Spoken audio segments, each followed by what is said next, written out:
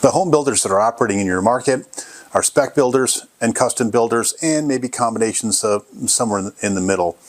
A spec builder is a builder that's building a house before there's a specific buyer in mind. They're building to specifications, which is kind of where that word comes from.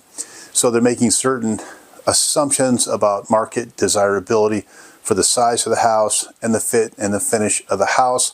They're making a lot of choices and maybe even leaving deposits on certain materials really early in the process to try to maximize the efficiency of their dollar, but also try to compress their time frame that it's going to take to be able to build a home from start to finish.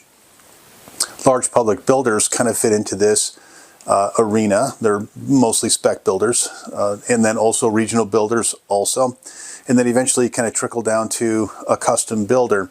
Custom builders, not a spec builder, what they're doing is something very different. An individual person has approached a developer to build a house for them uniquely and specially just to their own requirements. They're building a custom home. That process is very flexible. It could take a great deal of time. There's a lot of unpredictability in terms of the end product sometimes, because the way that process flow varies depending on your budget and depending on the type of people you're hiring to help you in the pursuit of perfection. And so understand, like, one is not better or worse than the other. It's really just about your budget, it's about your preference, and it's about what you're looking to achieve in the market.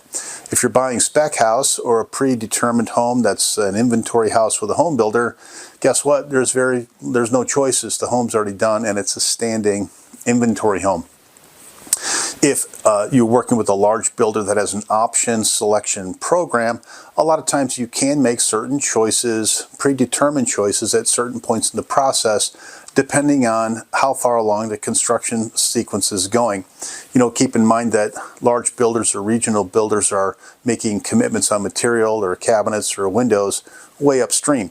So even though you don't have roof sheeting on the house and maybe it's barely framed, they might say, you know, we've already determined that the white cabinets are going in this particular home, the maple cabinets are going in this particular home. Which do you want, white or maple?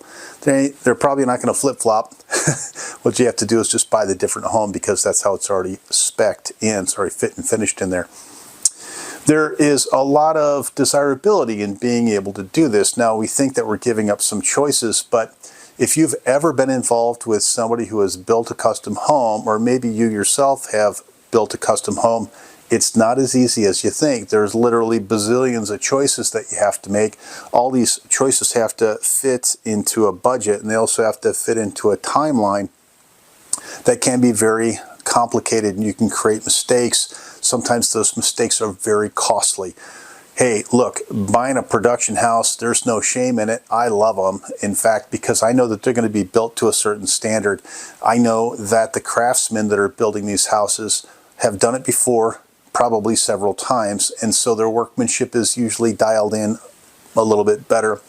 It's easy to take a look at a large national home builder and say, well, they're probably just cutting costs and they don't care. They want to get the job done as fast as they can.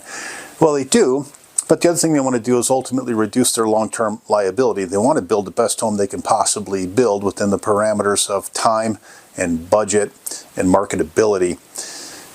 Being able to do that is a skill set that takes a long time to develop. There are also a lot of custom builders out there who can do the exact same thing, but they're doing it at a much smaller scale. They might take longer in their production sequence and their production time, but because they have less overhead, their bottom line is going to maybe be about the same in terms of profitability.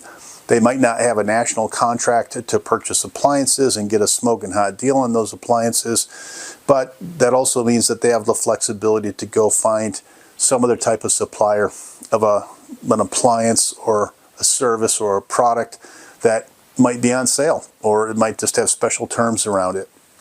Like I said, one is not better than the other.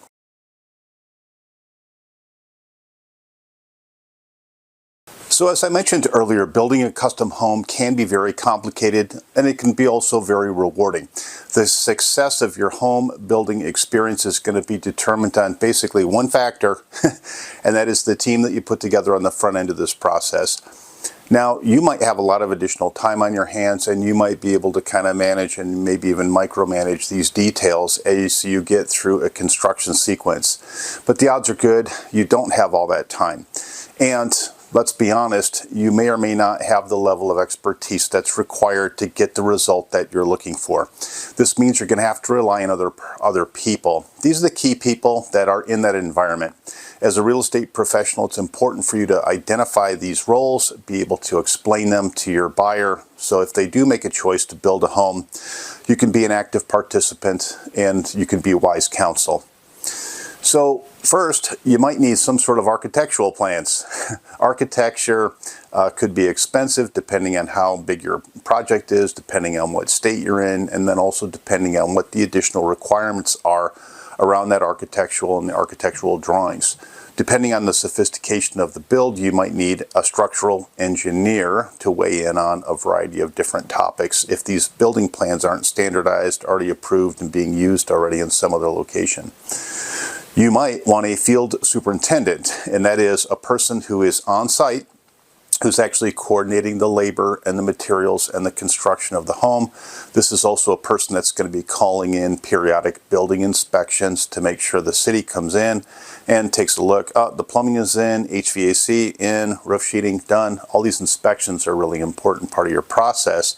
If you don't have someone babysitting that process, that person's going to be you. You might have a project manager. This is a person who isn't necessarily in the field, but what they're doing is they're kind of working with your architect, they're working with an engineer, they're working with the city, they're working with your building superintendent to make sure that all these efforts get coordinated so that you don't have to do that. Now, depending on how sophisticated your build, you might actually have a project accountant. This is someone who's kind of monitoring the money. One of the big things that happens in a new home construction build of a custom build is the timeline sometimes gets pushed out and the budget sometimes just gets blown as a result of that. If you have construction financing that needs payments while you're under construction and that loan expires, you're going to have to do something. And if the home's not finished, you might have a financial issue on your hands. Being aware of the amount of money that you're spending, when you're spending it and when you need it, is really a really important part of being able to build a custom home and have a happy and successful experience on your hands. Now, you might not need all of these people, and I know it might sound like overkill, but it's totally dependent on your skill set, your ability to get involved, and where you are in the process. Sometimes spending a little bit of money on these additional staff members is saving you money in the long run, because if you can get your project done quicker, right, on time and under budget, terrific. Custom home builds almost never fall into that category, because during the process, the owner is going to show up and say, well, I didn't think this room was going to be this small. Or could you just move this wall a little bit? Or, you know, on second thought, I think I really want the fireplace here. So these discussions transmit into dollars, and extended timeline. Being able to kind of make your buyer aware of that, not in a punitive way, but just make them aware. Every choice that you make is going to be expensive and it's going to delay your time frame. The bare minimum is that if you understand this, you can help somebody else understand this. Now, as a real estate professional, let's take a look and see what this opportunity is. If someone's building their dream home and they're going to move into it, well, how do you get paid? Where's the commission? I don't understand. Well, you may have helped them purchase the land, and so maybe there's a little something there. But you know, if they currently live in a home and they're building their dream home and they're moving into their dream home, their dream build, custom home, is their replacement property. So the opportunity is probably going to be in you listing the home that they currently occupy. Now, a lot of times what happens is in the financing process, there's a bridge loan and it may becomes takeout loan. And so they need to sell their current home pretty quickly after they finish construction of the dream home, because maybe they got to pay off some construction debt with the equity. That's really where the biggest part of this opportunity is. Also, it's a chance for you to be able to demonstrate your expertise and provide a really high level of service for a buyer that you have that might be building a custom home.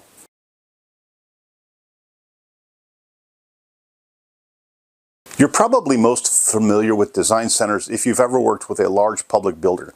Many times it's a separate office or a separate building that you go to, and it's kind of set up like a retail store.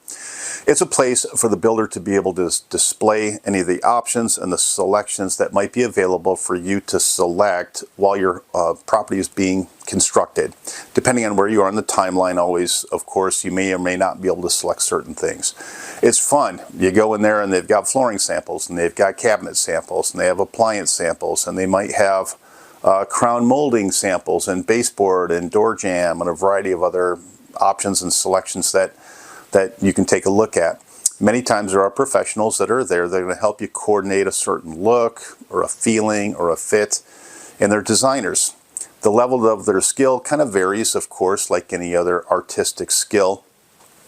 And although large national home builders do have these design centers, you're going to find, in addition to that, that there are freelance or independent design centers all over the country. Now, many of these people are working specifically with a regional builder. They might be working with a national builder. They're working with local builder or anything in between. It's a place where you can go as a home buyer, home shopper, home builder, civilian, custom builder, to be able to understand fit and finish and start working on what that budget's going to be for fit, finish, flooring, window coverings. All of these things might be made available in that place. It's convenient to be able to go to one location and to coordinate all of these things because you want kind of a scheme. You want to put samples next to each other and see how they appear and how they work.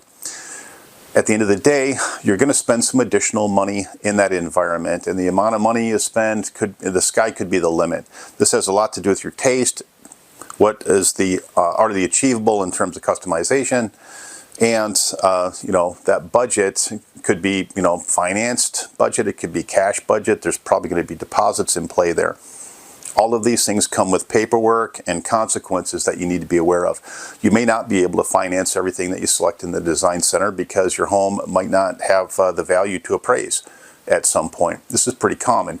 So new construction usually trades at a premium to market, and I'll throw a number out there, usually 10%, maybe 15%. And so that is on a price per square foot basis. Brand new construction typically runs 15% more expensive than price per square foot for a pre-existing home that's right across the street.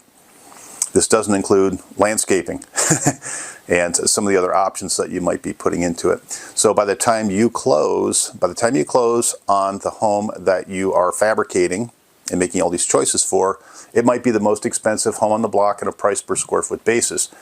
If you plan on selling this home quickly, well, that could be a potential issue. You might be upside down in the house. But if you plan on living in it, and you plan on living it for a long time, for gosh sakes, don't be afraid to spend a little bit of money, particularly if this is a move-up home for you, or if you plan on spending a lot of time. When it comes to sell that home in the future, you're not going to regret having those extra touches, paying a little extra money for the cabinets, paying a little extra money for the landscaping. Sometimes you get that money back when you sell it, but most definitely what happens is it does shorten your marketing time.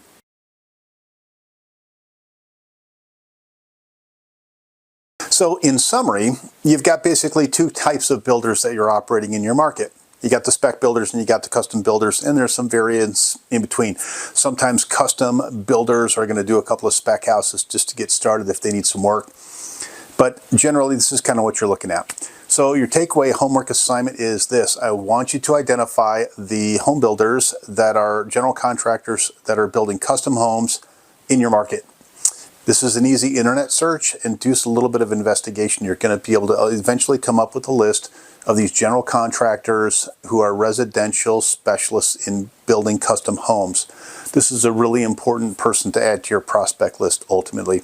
Now, the other thing I want you to do is I want you to do a quick search in, are there any design centers? Are there any non-branded design centers that are operating in your market? So a lot of times with a regional builder, a large public builder, or even a small builder, when it comes time for you to select the types of cabinets or the flooring or the fit and finish or what kind of faucets are going in or my appliances, there are centers out there that are design centers specifically around the home building industry. I want you to be able to identify these locations that are in your market, and I want you to pay them a visit and introduce yourself.